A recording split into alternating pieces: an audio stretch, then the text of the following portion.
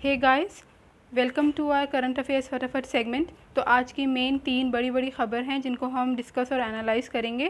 पहली खबर जैसे कि बहुत ही फेमस यहाँ पे फार्म बिल, काफ़ी प्रोटेस्ट के बाद गवर्नमेंट ने एक फार्म बिल पास कर दिया है। ठीक है, तो इस खबर को अगर हम अच्छे से एनालाइज करें तो ये देखिए, amid unruly and aggressive protest by opposition members, the Rajya Sabha on Sunday passed by voice vote 2 contentious farm bills। 2 farm bill, farmer से रिलेटेड बिल्स पास हो गए हैं राज्यसभा में, जो कि अर्लियर लोअर हाउस यानी कि लोकसभा में पास हो चुके थे।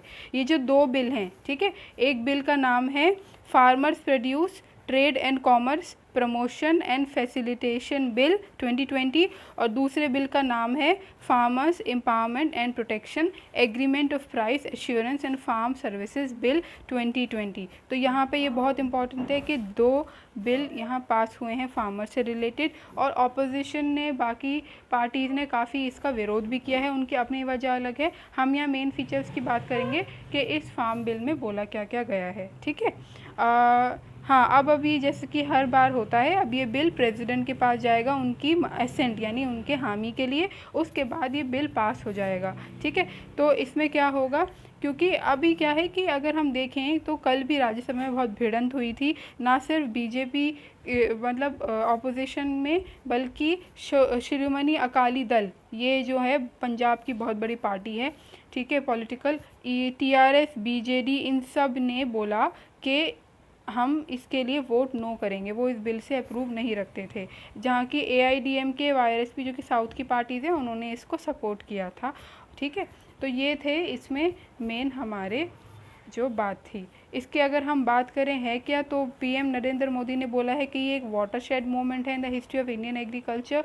इससे इंडियन जो फार्मर है उनकी जो भी दिक्कतें हैं वो कम हो जाएंगी। जो मिडल मैन का कॉन्सेप्ट होता था ना, मंडीज़ का जो कॉन्सेप्ट होता था कि बीच में पहले फार्मर को उनको देना है, फिर मंडीज़ से वो जा रहा है, वो इन्होंने बेसिकली ख़त्म कर दिया है। और इससे जो बिल से फार्मर लिबरेट हो जाएंगे, उनको ये जो एक बंधन होता था कि उन्हीं को बेचना है, इससे वो फ्री हो जाएंगे। ठीक है, इससे प्रोडक्शन बूस्ट होगा और बेटर रिजल्ट आएंगे।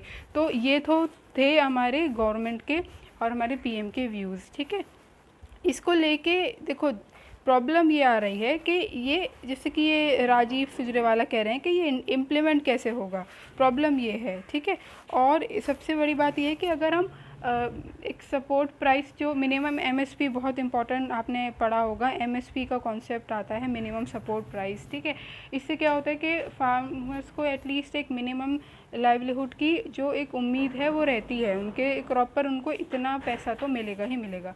लेकिन अगर वही नहीं होगा, जैसे कि गवर्नमेंट अभी अप्रूव कर रही है, तो बहुत ही अभी क्लियर नहीं है क्या होगा। तो उस पोजीशन में हरियाणा और पंजाब के खासकर फार्मर 2 दिन से धरने पर भी बैठे हैं। तो ये थी हमारी पहली खबर। इसमें सबसे इम्पोर्टेंट तो आप ये फार्म के बिल्स देख लीजिएगा। ठीक है, इनके नाम जो हैं ये वाले, और इसमें क्या क्या प्रावधान है उसकी हम एक वीडियो बना लेंगे। तो ये खैर पास हो गया एंड प्रेसिडेंट, लोकसभा राज्यसभा पास होकर प्रेसिडेंट के नोट के लिए गया है। सेकेंड खबर पे आ जाते हैं। यस, तो अगर आपने पढ़ा हो तो एक फेल्यूदा करके कैरेक्टर है, इसको इंडियन वो भी कहते हैं डिटेक्टिव, बहुत फेमस, जैसे शर्लॉक होम्स है, ऐसे यहाँ इंडिया में फेल्यूदा कहते हैं। ठीक है, देखिए, Feluda is the nickname of a fictional private detective. ये एक सीरीज़ थी सत्यजीत रे द्वारा लिखित। ठीक है, उसमें ये एक तरीके से प्राइवेट डिटेक्टिव का काम करते हैं। ओके, और इन्होंने क्या बनाया है, इसमें ये है फर्स्ट देसी कोविड डिटेक्टर। ठीक है, एक कोविड को डिटेक्ट करने की एक मशीन बनाई है जो सिर्फ 2 घंटे के अंदर अंदर टेस्ट के द्वारा बता देगी कि आपको कोविड है या नहीं है। ठीक है, तो ये आई है हमारी दूसरी बड़ी खबर। इसको डेवलप किसने किया है, इसको डेवलप किया है, ये देखिए, drugs controller general of India. ठीक है, इन्होंने यहाँ पे ये जो टेस्ट है ये बनाया है। ओके, और ये CSIR के institute of genomics and integrative biology Delhi along with Tata group, इन्होंने मिलकर ये टेस्ट बनाया है। इस टेस्ट का नाम इन्होंने रखा है फेल्यूदा।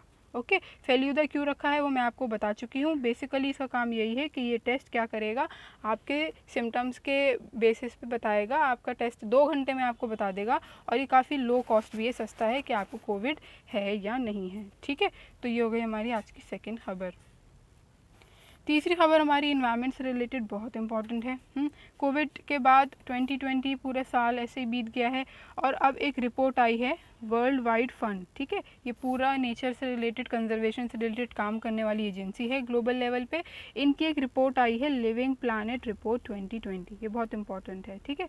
ये आई है इनकी रिपोर्ट लिविंग प्लानेट रिपोर्ट 2020, ये इन्वायरमेंट से डील करता है पूरा सेक्शन, ठीक है। अब ये क्या बोल रहे हैं, ये बोल रहे हैं कि जो ह्यूमन है, ह्यूमन के जो ख़तरनाक स्टेप्स हो रहे हैं, क्योंकि हम रुक तो नहीं रहे हैं, इंडस्ट्रियलाइजेशन हो रहा है, पोल्यूशन हो रहा है ड्यू टू ह्यूमन, इससे ना सिर्फ हम पे जबकि वाइल्ड लाइफ पॉपुलेशन और ह्यूमन हेल्थ दोनों पे साझा फ़र्क पड़ने वाला है, ठीक है। इसके अलावा mammals, birds, fish, amphibian, reptiles, इनका अलार्मिंग एवरेज ड्रॉप ऑफ 68%, यानी 1970 से लेके 1970 से लेके 2020 तक 68% की गिरावट आई है किसमें, मैमल्स, बर्ड्स, फिश, एम्फीबियंस और रिप्टाइल्स की पॉपुलेशन में।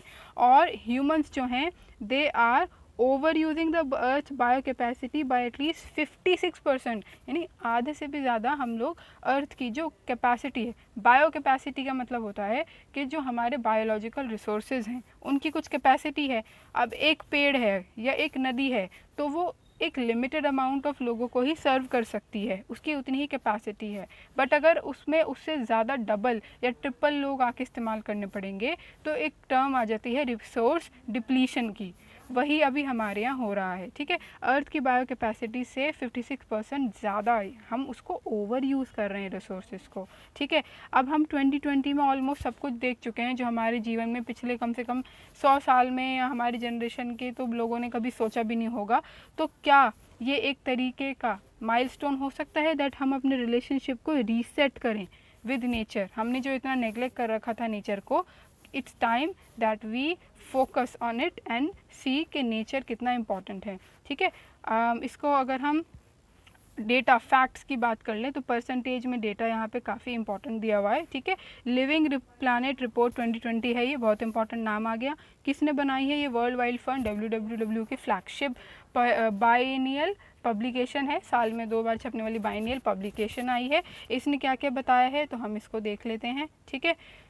मोर देन 2/3 68%, ठीक है, 68% of the world's wildlife disappeared over 36 years, यानी सिर्फ 36 सालों में इतने % की वाइल्ड लाइफ डिसअपियर हो चुकी है, ख़त्म हो चुकी है, 2/3, ठीक है। और अगर आप सोचिए अगर यही रेट रहा तो आगे हमारी ही जनरेशन के 36 ईयर्स में हमें देखने को मिल सकता है कि शायद मैक्सिमम वाइल्ड लाइफ एनिमल्स या स्पीशीज़ प्लांट्स ख़त्म हो जाएंगे, और वो ख़त्म हो जाएंगे तो ह्यूमन सर्वाइव कैसे करेंगे, ये सोचने की बात है, ठीक है।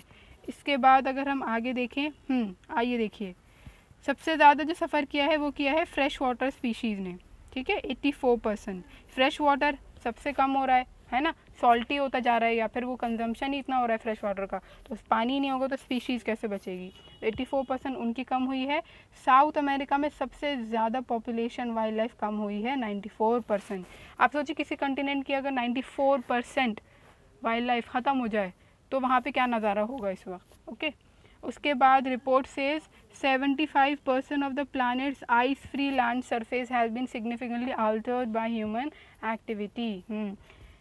जो 75% अर्थ का आइस फ्री लैंड था उसमें हमने अपनी ह्यूमन एक्टिविटी कर करके डैम बना दिए, उस पर कभी बिल्डिंग्स बना दी, उसको क्या किया, चेंज कर दिया उसका जो लैंडस्केप था।